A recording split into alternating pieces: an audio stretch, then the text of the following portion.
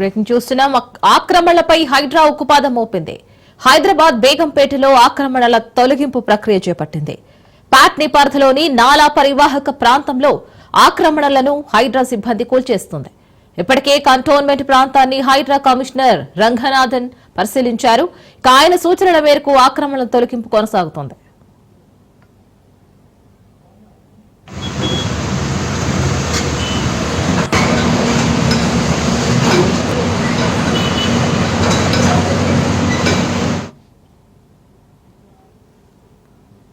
ఆక్రమణలపై హైడ్రా ఉక్కుపాదం మోపింది. హైదరాబాద్ బేగంపేటలో ఆక్రమణల తొలగింపు ప్రక్రియ చేపట్టింది.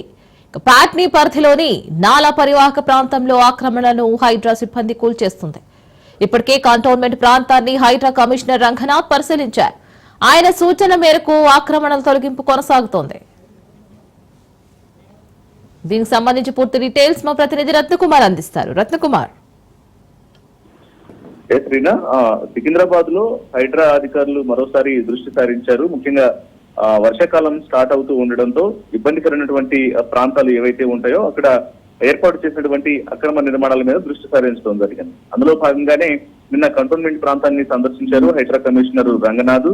బోర్డు సిఇఓ మధుకర్ నాయక్ తో కలిసి ప్యాట్నీ నాలాను అనుకున్నటువంటి ఆ కట్టడాలన్నింటినీ కూడా పరిశీలించడం జరిగింది. అయితే కొన్ని అక్రమ నిర్మాణాలు అనేవి అక్కడ ఏర్పాటు చేస్తూ ఉన్నటువంటి విషయాన్ని ఐడెంటిఫై చేసిన తర్వాత ఇవాళ ఉదయమే ప్యాట్నీ నాలా వద్దకు హైడ్రా అధికారులు జెసిబిలతో సహా చేరుకున్నారు. సిబ్బంది చేత ప్యాట్నీ నాలాను ఆనుకుని ఉన్నటువంటి అక్రమ నిర్మాణాలన్నింటినీ కూడా తొలగిస్తూ ఉన్నారు.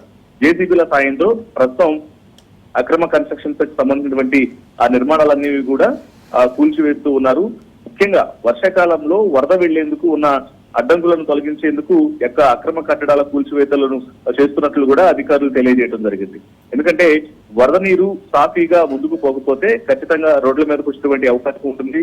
ఆ రకంగా ఆ ప్రధాన రోడ్ల మీద వాహనాల రాకపోకలకు అంతరాయం ఏర్పడుతుంది. అలాగే డైవర్షన్స్ లేకపోవడం కారణంగా ఇబ్బందికరమైనటువంటి పరిస్థితులు తలెత్తాయి. ముఖ్యంగా వర్షాకాలం స్టార్ట్ అవుతూ ఉండటంతో ఇది మరింత ఇబ్బందికరంగా మారే ఉద్దేశం ఈ నేపథ్యంలోనే యొక్క అక్రమ కట్టడాలకు సంబంధించినటువంటి కూల్చివేతలు అనేవి చేస్తున్నామనేది హైడ్రా అధికారులు తెలియజేసినటువంటి మాట. రత్న, మరి అక్కడ భవనాలకు చెందిన యజమానులు ఏమైనా స్పందించారా?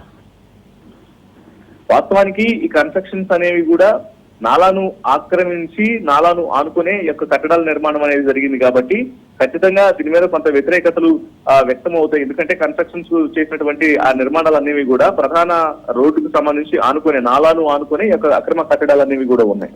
సో ఈ అక్రమ కట్టడాలకు సంబంధించి అక్కడ కొన్ని వ్యాపార కార్యకలాపాలు చేస్తూ ఉంటారు. కొంతమంది నిర్వాసితులు కూడా ఉన్నటువంటి పరిస్థితి ఉంటుంది. ముఖ్యంగా వ్యాపార కార్యకలాపాలే కొనసాగిస్తూ ఉన్న నేపథ్యంలోనే సో వీటన్నిటికి సంబంధించి అక్కడ ఇటువంటి ఆ నిర్మాణాలను చేపట్టిన వ్యక్తుల నుంచి ఇటువంటి ఇబ్బందికరమైనటువంటి పరిస్థితులు అనేవి తలెత్తకుండా ముందస్తుగానే కొత్త పోలీసు బందోబస్తును ఏర్పాటు చేస్తూ ఉంటారు. మరోవైపు డిఆర్ఎఫ్ సిబ్బంది సైతం అక్కడ చర్యల్లో పాల్గొంటూ ఉంటారు పనులకు సంబంధించి. సో ఈ క్రమంలోనే ఎవరైనా ఒకవేళ ఆందోళనలు చేస్తే మాత్రం వాళ్ళని అదుపులోకి తీసుకోవడం, అక్కడి నుంచి పంపించేయడం, మరియు ఉద్రిక్త పరిస్థితులు తలెత్తితే మాత్రం వాళ్ళని అదుపులోకి తీసుకొని స్టేషన్లకు తరలించడం లాంటి పరిస్థితులు అనేవి ఎప్పుడు హైడ్రా అధికారులు ఎక్కడ యొక్క కూల్చివేతలను చేపట్టినా సరే అది నిత్యకృత్యంగానే జరుగుతూ ఉంటుంది. సో అందులో భాగంగానే ఇప్పుడు జరుగుతున్నటువంటి యొక్క ప్యాట్నీ దగ్గర నాలాను ఆనుకొని ఉన్నటువంటి అక్రమ నిర్మాణాలు తొలగింపు ఏదైతే జరుగుతుందో దానికి సంబంధించి కూడా ప్రజెంట్ స్థానిక పోలీసులు, మరోవైపున జిహెచ్ఎంసీ సిబ్బంది, అలాగే డిఆర్ఎఫ్ సిబ్బంది ప్రజలు కూడా యొక్క విధుల్లో పాల్గొని ఎటువంటి ఇబ్బందికర పరిస్థితి లేకుండా ఆ కట్టడాల యొక్క నిర్మాణం అనేది తొలగించేందుకు కూడా అన్ని రకాల సహాయక చర్యల్లో పాల్గొన్నట్లు తెలుస్తోంది.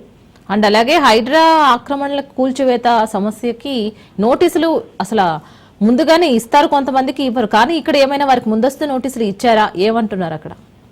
వాస్తవానికి అక్రమ నిర్మాణాలకు సంబంధించి అంటే ఒకవేళ లీగల్ పరమైనటువంటి అన్ని అంశాలను పరిశీలించిన తర్వాత ఒకవేళ కోర్టు పరిధిలో అంశం అనేది ఉన్నప్పుడు మనం గతంలో కూడా చూసినట్లయితే హైడ్రా అధికారులు కొన్ని నిర్మాణాలకు సంబంధించి ఒకవేళ ఈవెన్ ఆదివారం శనివారం రోజుల్లో కూడా సెలవు దినాలు కోర్టులకు సెలవులు ఉన్నట్టు ఒకవేళ కోర్టులలో పెండింగ్ లో ఉన్నటువంటి కన్స్ట్రక్షన్స్ కు సంబంధించి ఆ నిర్మాణాల కూల్చివేతలు అనేది పెండింగ్ లో ఉన్నటువంటి వ్యవహారాల్లో కూడా కొన్ని కూల్చివేతలు చేపట్టిన విషయాన్ని గతంలోనే చూడటం జరిగింది. మనం అమీన్పూర్ నిర్మాణాలు కూల్చివేసిన సందర్భంలో కావచ్చు, మాదాపూర్ సున్నం చెరువు దగ్గర చేసినటువంటి కూల్చివేతలకు సంబంధించి అనేక రకాలైనటువంటి కూల్చివేతలు చేసినటువంటి సందర్భంలోనే కొంత లీగల్ పరమైనటువంటి అన్ని డాక్యుమెంటేషన్స్ ను పరిశీలించిన తర్వాత అది ఖచ్చితంగా ఇల్లీగల్ కన్స్ట్రక్షన్స్ అనేది తేలిన తర్వాత మాత్రమే హైడ్రా కూల్చివేతలకు పూనుకుంటుంది. అక్రమ నిర్మాణాలు ముఖ్యంగా ప్రభుత్వ భూములను ఆక్రమించడం, నాలాలు, ఇటు వాహనదారులకు ఇబ్బందికరమైన పరిస్థితులు తలెత్తడం, ఇవన్నీ కూడా ఎందుకంటే గతంలో ఇటు మల్లమరెడ్డి కాలేజీకి సంబంధించి అలాగే ఇతర కన్స్ట్రక్షన్స్ ఎక్కడెక్కడైతే ఉంటాయో వాటన్నిటికి సంబంధించి కూడా ఆ యొక్క నిర్మాణాల కూల్చివేతలో ఈ యొక్క ప్రక్రియను చేపట్టడం జరిగింది. ఇక అందులో భాగంగానే ఇప్పుడు ఆ డాక్యుమెంటేషన్ అంతా కూడా పరిశీలించిన తర్వాత అది నిజంగానే ఇల్లీగల్ కన్స్ట్రక్షన్ అని తేలితే మాత్రం ఖచ్చితంగా వాటి మీద చర్యలు అనేవి తీసుకుంటూనే ఉన్నారు. ఇక అందులో భాగంగానే ఇప్పుడు ఏకంగా నాలాను ఆక్రమించే యొక్క నిర్మాణాలు చేశారు కాబట్టి వాటికి సంబంధించి పూర్తిగా ఎంత మేర అక్రమ నిర్మాణాలు అనేవి కన్స్ట్రక్షన్ చేశారు, వారికి అసలు ఉన్నటువంటి పరిమితులు ఏంటి, ఇవన్నీ కూడా పరిశీలించిన తర్వాత ఎటువంటి అనుమతులు లేకుండా అక్రమంగా నిర్మించినటువంటి నిర్మాణాలను పూర్తిగా కూల్చివేసినటువంటి పరిస్థితి ప్రస్తుతం కనిపిస్తోంది. Right Ratna, thank you for the update.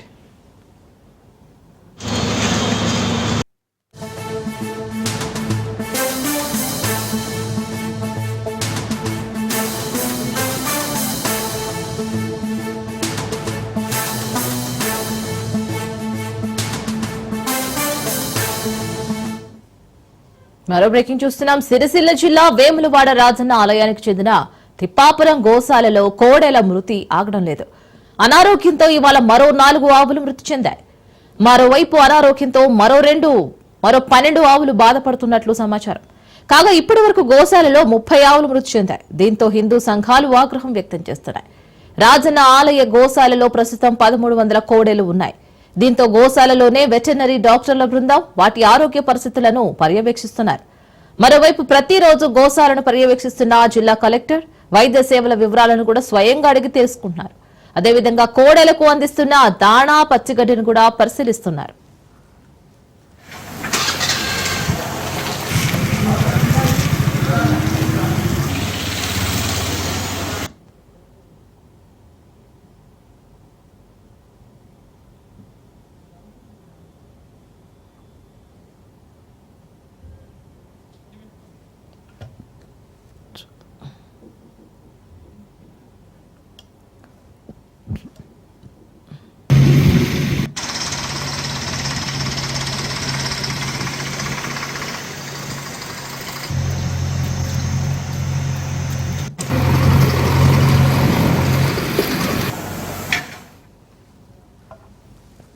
Sircilla జిల్లా వేములవాడ రాజన్న ఆలయానికి చెందిన తిప్పాపురం గోశాలలో కోడెల మృతి ఆగడం లేదు.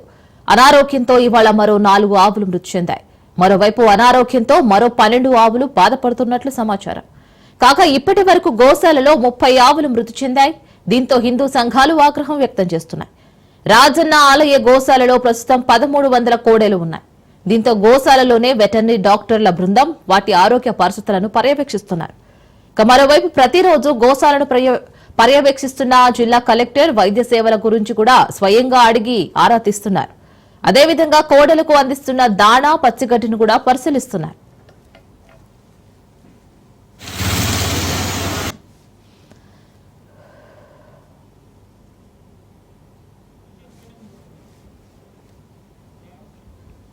సో దీనికి సంబంధించి పూర్తి డీటెయిల్స్ మా ప్రతినిధి కిషోర్ అందిస్తారు. కిషోర్, సో ఇంత మరో 12 ఆవులు మృతి చెందడం, అనారోగ్య సమస్యలు తలెత్తడం, దీనికి కారణం ఏమై ఉంటుందంటారు? ప్రతిరోజు అక్కడ వెటర్నరీ డాక్టర్లు అందరూ కూడా పర్యవేక్షిస్తున్నా ఈ మృతి చెందడానికి గల కారణాలు ఏమై ఉంటారు?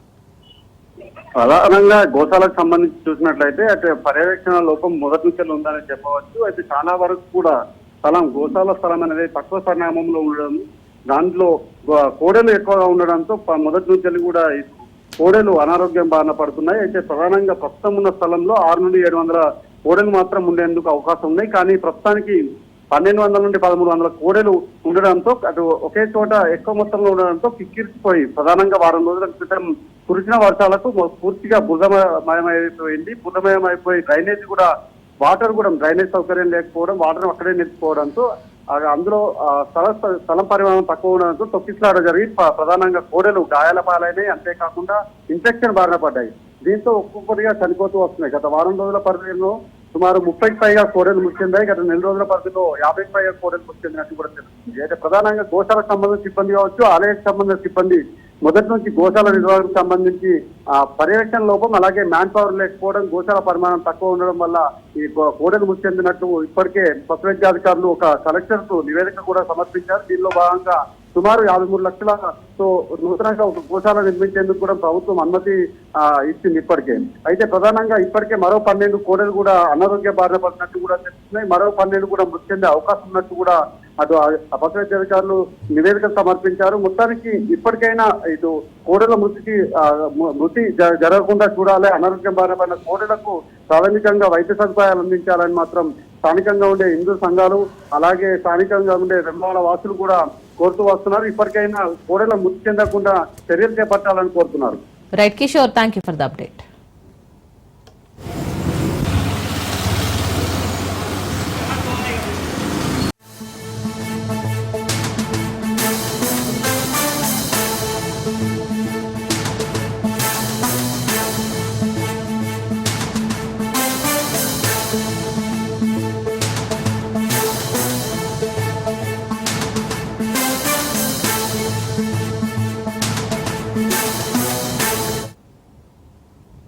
మరో బ్రేకింగ్ చూస్తున్నాం. అమెరికా అధ్యక్షుడు డొనాల్డ్ ట్రంప్ ప్రపంచ కుబేరుడు ఎలాన్ మస్క్ బంధం దారుణంగా చెడింది. ఇటీవల డోస్ శాఖ నుంచి వైదొలిగిన మస్క్ అధ్యక్షుడిపై బహిరంగంగానే సంచలన ఆరోపణలు చేస్తున్నారు. అటు ట్రంప్ కూడా టెస్లా అధినేతకు గట్టిగానే వార్నింగ్ ఇస్తున్నారు. ట్రంప్ తన వల్లనే గెలిచారంటూ ఎలాన్ మస్క్ కామెంట్ చేయగా, ఆయన లేకున్నా గెలిచేవాడినంటూ ట్రంప్ కౌంటర్ ఇచ్చారు. మరి పరిణామాలు మస్క్ కంపెనీపై తీవ్ర ప్రభావం చూపించాయి. ఈ సంస్థ షేరు దారుణంగా పతనమయ్యాయి. దాదాపు $152 బిలియన్ సంపద ఆవిరైంది. మస్క్ అండ్ ట్రంప్ విభేదాల నేపథ్యంలో ట్రేడింగ్ లో టెస్లా షేర్లు ఏకంగా 14% మేర కుంగాయి. దీంతో కంపెనీ మార్కెట్ విలువ $1 ట్రిలియన్ మార్కును కోల్పోయి $916 బిలియన్ పడిపోయింది. టెస్లా సంపద ఒక్క రోజులోనే ఈ స్థాయిలో తగ్గిపోవడం సంస్థ చరిత్రలోనే ఇదే తొలిసారి.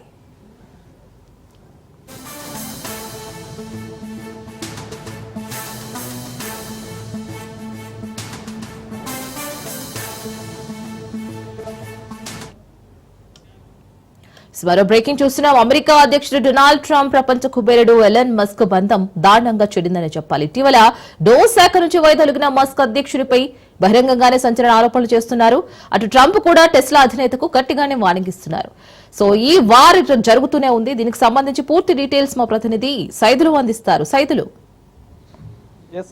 రీనా, అమెరికా అధ్యక్షుడు డొనాల్డ్ ట్రంప్ తోటి టెస్లా అధినేత ఎలాన్ మస్క్ కయ్యానికి కాలు దూవుతున్న విషయం అందరికీ తెలిసిన విషయమే. ఈ మధ్య కాలంలో చూశాము, అమెరికా అధ్యక్షుడు డొనాల్డ్ ట్రంప్ టార్గెట్గా ఎలాన్ మస్క్ సంచలన ఆరోపణలు చేశారు. అంతే రీతిలో ఎలాన్ మస్క్ను టార్గెట్గా చేస్తూ డొనాల్డ్ ట్రంప్ సంచలన ఆరోపణలు చేస్తూ వస్తున్నారు. దానిలో భాగంగా ప్రపంచ షేర్ మార్కెట్లో చూస్తే మాత్రం టెస్లా షేరు $152 బిలియన్ పతనమైంది. అంటే భారత కరెన్సీ ప్రకారం చూస్తే మాత్రం 13 లక్షల కోట్ల సంపద ఒక్క రోజులోనే ఆవిరైపోయిందంటే అర్థం చేసుకోవచ్చు. వీళ్ళిద్దరి మధ్య జరుగుతున్నటువంటి మాటల యుద్ధం ఏదైతే ఉందో దానికి సంబంధించి టెస్లా అధినేత ఎలాన్ మస్క్ ప్రపంచంలోనే అతని యొక్క కంపెనీ షేర్ టోటల్గా పడిపోయింది. అయితే ఈ మధ్యకాలంలో డోజ్ శాఖ నుంచి ఎలాన్ మస్క్ వైదొలిగారు. వైదొలిగిన తర్వాత ట్రంప్ టార్గెట్గా ఆయన అనేక ఆరోపణలు చేస్తున్నారు. ట్రంప్ నేను లేకపోతే గెలిచేవాడు కాదు అమెరికాలో అంటూ కూడా ఎలాన్ మస్క్ సంచలన ఆరోపణలు చేశారు. ఎందుకంటే అమెరికా అధ్యక్షుడు డొనాల్డ్ ట్రంప్ను ప్రజలందరూ కూడా వ్యతిరేకిస్తూ వచ్చారు. కానీ నేను సపోర్ట్గా ఉన్నాను, ఆర్థికంగా సపోర్ట్గా ఉన్నాను. ఆయన కోసం ఆయన్ని గెలిచేందుకు అమెరికాలో విస్తృతంగా ప్రచారం నిర్వహించాను. నా వల్లనే ట్రంప్ గెలిచాడని ఎలాన్ మస్క్ చెప్తూ వస్తున్నాడు. కానీ ట్రంప్ మాత్రం అదే రీతిలో కౌంటర్స్ ఇస్తూ వస్తున్నాడు. ఎలాన్ మస్క్ లేకపోయినా సరే నేను అమెరికాలో గెలిచేవాడిని, అమెరికా అధ్యక్ష పదవి బాధ్యతలు చేపట్టేవాడిని, ప్రజలందరూ కూడా డొనాల్డ్ ట్రంప్ కావాలని కోరుకున్నారు, దానిలో భాగంగానే ఈసారి నన్ను గెలిపించారని ట్రంప్ చెప్తున్నారు. కానీ ట్రంప్ టార్గెట్గా ఒక సంచలనమైన ఆరోపణ ఎలాన్ మస్క్ చేశారు. ఆ ఆరోపణ ఏంటంటే చూసాం మనం ఈ మధ్య కాలంలో ఆయన సెక్స్ కుంభకోణం నిందితుడు ఎవరైతే ఉన్నారో జెఫ్రీ ఎప్స్టైన్ తోటి ట్రంప్కు అనేక సంబంధాలు ఉన్నాయని సంచలన ఆరోపణలు ఎలాన్ మస్క్ చేశారు. ఈ ఆరోపణలు ప్రస్తుతం అమెరికాలో హాట్ టాపిక్గా మారాయి, చర్చనీయాంశంగా మారాయి. ఎందుకంటే గతంలో కూడా అనేక ఆరోపణలు డొనాల్డ్ ట్రంప్ పైన వచ్చాయి. సెక్స్ ఆరోపణలు అనేక సార్లు ట్రంప్ ఎదుర్కొన్నారు. సో దానిలో భాగంగా ఇప్పుడు ఎలాన్ మస్క్ నేరుగా ట్రంప్ పైన కొన్ని సంచలన ఆరోపణలు చేశారు కాబట్టి ఆ ఆరోపణలో ప్రధానమైన ఆరోపణ సెక్స్ కుంభకోణం ప్రధాన నిందితుడు జెఫ్రీ ఎప్స్టైన్ తోటి అనేక సంబంధాలు ఉన్నాయని ఎలన్ మస్క్ చెప్పడంతో ఇప్పుడు అమెరికాలో ఇదే అంశం చర్చనీయాంశంగా మారింది, చర్చించుకుంటున్నారు. కాబట్టి చూడాలి మరి పరిణామాలు ఎటు చోటు చేసుకుంటాయో తెలియదు. కానీ ప్రస్తుతం అయితే మాత్రం టెస్లా అధినేత ఎలన్ మస్క్ షేర్స్ మాత్రం దాదాపుగా ఒక్క రోజులోనే ఆవిరైపోయాయి. ప్రపంచంలోనే అతని యొక్క షేర్లు దాదాపుగా పడిపోయాయి. అంటే భారత కరెన్సీ ప్రకారం 13 లక్షల కోట్లు అంటే ఒకసారి అర్థం చేసుకోవచ్చు, ఒక్క రోజులోనే అది. సో ఈ రోజు కూడా భారీగా పతనమయ్యే అవకాశం ఉన్నట్టుగా కూడా మనకైతే కొందరు విశ్లేషకులు చెప్తూ వస్తున్నారు. కాబట్టి సో మరి ఇంతటితో వీళ్ళిద్దరి మధ్య మాటల యుద్ధం ఆగిపోతుందా, ఇలానే కొనసాగుతుందా అనేది కూడా తెలియాల్సి ఉంటుంది. Right Saidulu, thank you for the update.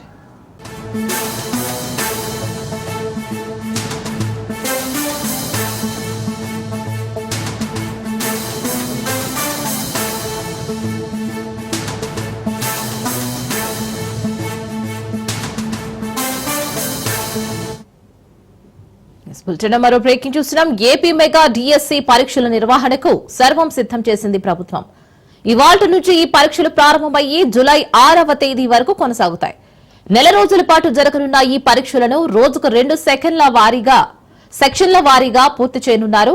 మొత్తం 154 కేంద్రాల్లో ఈ మెగా డిఎస్సి పరీక్షలు జరగనున్నాయి. ఏపీ డిఎస్సి పరీక్షల కోసం తెలంగాణ, తమిళనాడు, కర్ణాటక, ఒడిశా ప్రాంతాల్లో కూడా పరీక్షా కేంద్రాలను ఏర్పాటు చేశారు. ఈ మెగా డిఎస్సీలో భాగంగా మొత్తం 16,347 ఖాళీలను భర్తీ చేయనున్నారు. ఆన్లైన్ విధానం ద్వారా అభ్యర్థులను పరీక్షలు రాయనున్నారు. విద్యార్థులు నిమిషం ఆలస్యంగా వచ్చినా లోపలికి అనుమతించబోమని విద్యాశాఖ అధికారులు స్పష్టం చేశారు.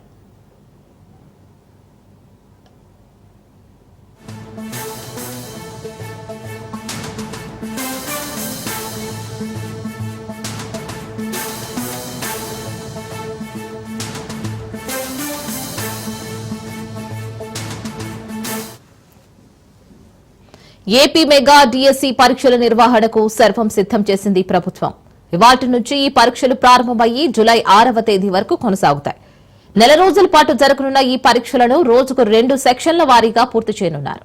మొత్తం 154 కేంద్రాల్లో ఈ మెగా డిఎస్సి పరీక్షలు జరగనున్నాయి.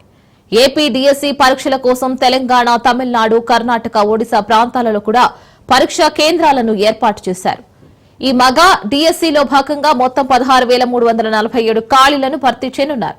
ఆన్లైన్ విధానం ద్వారా అభ్యర్థులు పరీక్షలు రాయనున్నారు. విద్యార్థులు నిమిషం ఆలస్యంగా వచ్చినా లోపలికి అనుమతించబోమని విద్యాశాఖ అధికారులు స్పష్టం చేశారు.